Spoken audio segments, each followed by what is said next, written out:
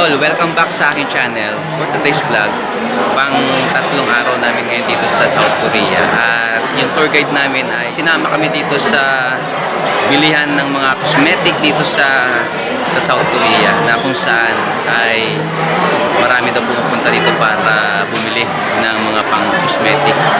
Ngayon, titingnan natin yung mga product nila. Samahan nyo ako mga tol. Tingnan natin.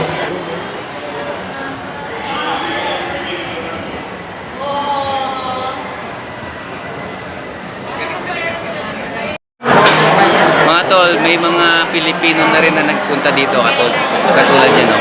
Ayun, no? At ito si Melay, oh, artista sa Pilipinas din. Sino pa ba na Pilipino dito?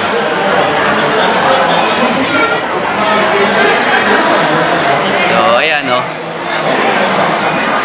Okay, ito yung loob mga tol, oh. Para siyang ano din sa atin sa SM. Sorry. Nagtitingin-tingin na si wife at magpapabudol na dito sa Korean cosmetic. Titingin daw siya para matanggal yung kanyang mga tumubong pimples at nangitim na mga spot, black spot. Ito mga tol yung mga product nila dito.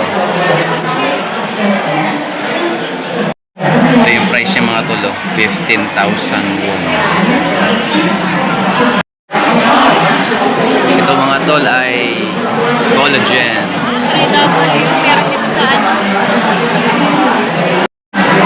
Ito naman mga tol ay yung vitamin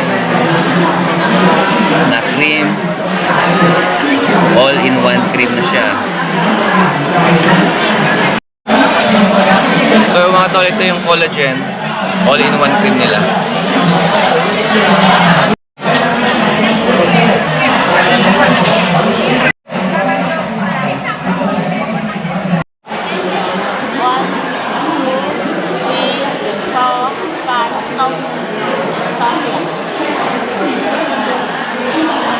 Lotion, cleanser, face cleanser,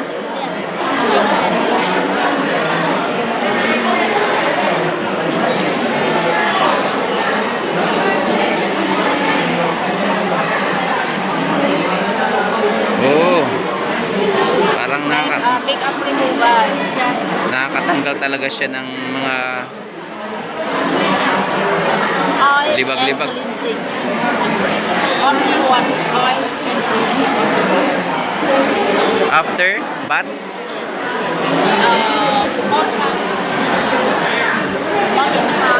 this one. tignan nyo naman mga tol yung putis nila, oh. Pero hindi daw siya Korean. Thai. Pero gumagamit sila ng mga product dito ng Korean, kaya gaganda ng skin nila.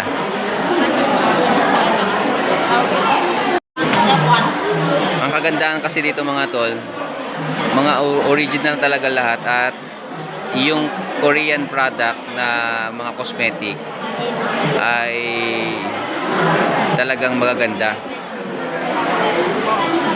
At pagdating sa technology sa mga cosmetic product ay in-improve nila, kaya ang daming pumupunta dito bumibili. Ito yung mga bilihan talaga dito sa South Korea. Yung try si Mrs. Sunblock daw. So after applying this in the morning, yes, morning.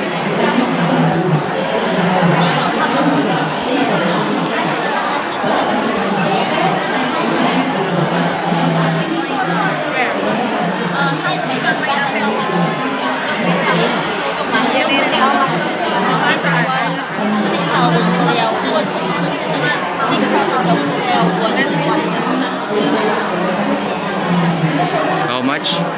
6,000. What? 60,000 won. Convert yan sa Philippines. Philippines. After type Ano? Ano daw yan? better daw. Kasi yung mga ganito na nila. Makakatanggal ng ano? Ng black. Yan ang matatanggal niya. Thank you, thank you. You are from Taiwan? Taiwan? Chinese? Vietnam. Vietnam.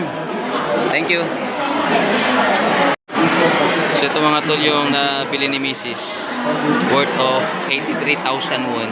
Pag kinonvert to sa peso ay nasa 3,500 plus something. So okay na rin siya.